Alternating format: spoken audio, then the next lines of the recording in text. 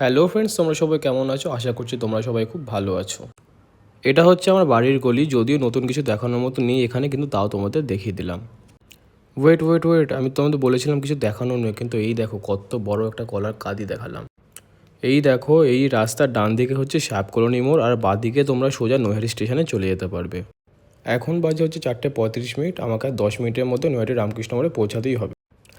টোটো থেকে নেবে, এবার আমি হাঁটা শুরু করে দিয়েছি। আর এই দেখো, এটা হলো নৈহাটি বর্দা ব্রিজ। নৈহাটি বর্দা ব্রিজের এই ডান দিকের যে সামনের লাইনটা দেখতে পাচ্ছ, এটা হচ্ছে কল্যাণী লাইন, আর বাঁ দিকের লাইনটা হচ্ছে ব্যান্ডেল লাইন। আর এই বর্দা ব্রিজে আমার অনেক কিছু ভালো ভালো স্মৃতিও রয়েছে, যেগুলো অন্য একদিন ব্লগে তোমাদের সাথে শেয়ার করব। এটা হচ্ছে ট্রেন শপিং মল, আর ওপরে তোমরা দেখতে পাচ্ছ আরকে মাল্টিপ্লেক্স। হ্যাঁ, তোমরা সবাই ঠিকই ধরেছো, আজকে আমি একটা মুভি দেখতে এসেছি। মুভির নাম হলো রেড 2। আরকে মাল্টিপ্লেক্সের ভেতরটা কিছুটা এরকম। বিকেলে শো হলে কী হবে, শো পুরো হাউসফুল ছিল। আর এই দেখো, এখান থেকে পুরো বাইরের ভিউ তোমরা দেখতে পাবে। টিকিট প্রাইস পড়েছিল 140 টাকা। এটা হচ্ছে ফুল থিয়েটার। থিয়েটারটা কিন্তু খুব বড়ও ছিল না, আবার কিন্তু খুব ছোটো নয় থিয়েটারটা। এই থিয়েটারটা সাউন্ড কোয়ালিটিও খুব ভালো। রেড 2 এর ফার্স্ট হাফটা আমার একটু স্লোই লেগেছে, আর শাহরুখ শুক্লা রেড 1-এ যেরকম অভিনয় করেছে, রেড 2-তেও সেরকম হেভি অভিনয় করে নিয়েছে। ওভারঅল সিনেমাটা কিন্তু খারাপ হয়নি, আমার তো খুব ভালোই লেগেছে, কিন্তু লাস্টে হানি সিংয়ের গানটাও হেভি লেগেছে আমার।